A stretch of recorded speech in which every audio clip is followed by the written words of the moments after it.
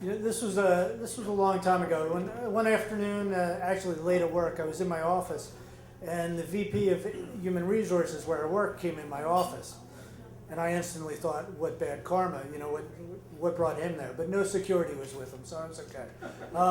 And actually, he was a friend of mine, and he said, do you have a minute? Can I sit down? And I said, sure. And he goes, I have an opportunity for you.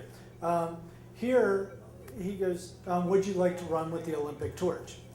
And what had happened was our company had one spot to run with the Olympic torch. They were given it for some reason. This was during the Salt Lake City Games, or leading up to the Salt Lake City Games. And so what they decided was they would look at people that had won an award at our work the year before, and they offered it to the first two people, and both decided they did not want to, because they weren't runners, they didn't want to. So really it was like by default that I was given this opportunity. Now I'm a huge Olympics fan. I just believe in the Olympics being this great, bringing together of countries, and friendly competition. It's our best chance for worldwide peace. So I'm a big fan. And even though I have a couch potatoes body, I'm a runner. I love to run, and I've run for years. So this was a big deal for me. And immediately I was like, the chance to go home and tell my kids who were like 10 and 8, to call my mother and tell her, it was a big deal for me. So it comes around to December 22nd, and I get this.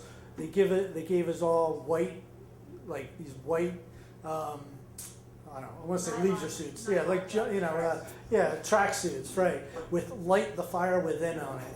And it's pure white. It's like I should be playing canasta in Miami wearing this, And but we go down, and it's in Baltimore, and we're all getting on a bus, and it's one of those small buses.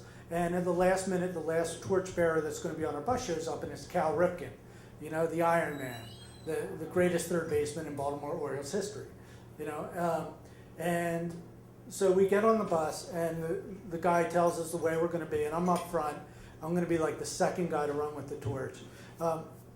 But the guy says, we have about 25 minutes before we start running with the torch. I want each of you to tell your story about how you came to, how you were nominated. So luckily I went first, and I just said, I built this database and won this award at work, blah, blah, blah. And I had no idea these other stories. The guy next to me goes, I'm a cancer survivor. I had my bladder removed last year and went through chemo, and my coworkers nominated me. The next person speaks, and she goes, I'm a domestic abuse survivor.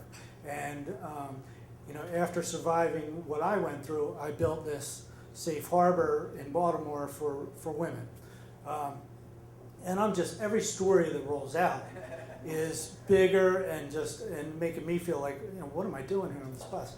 The next guy is like, I'm a doctor at Johns Hopkins, and I created a procedure that reduces the percentage chance that somebody with diabetes is going to have their legs amputated.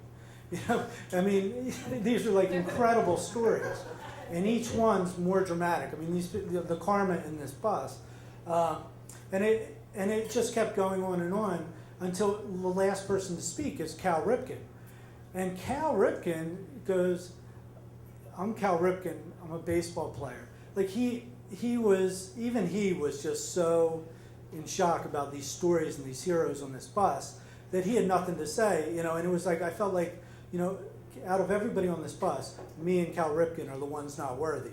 But he's still Cal Ripken, I'm not Cal Ripken, so it was just incredible. So the guy next to me, we had some time, and the guy next to me, I started asking him about his cancer and survivor, and he said that when he was diagnosed with cancer and going through everything, his teenage son really had a hard time with it and couldn't even face his father.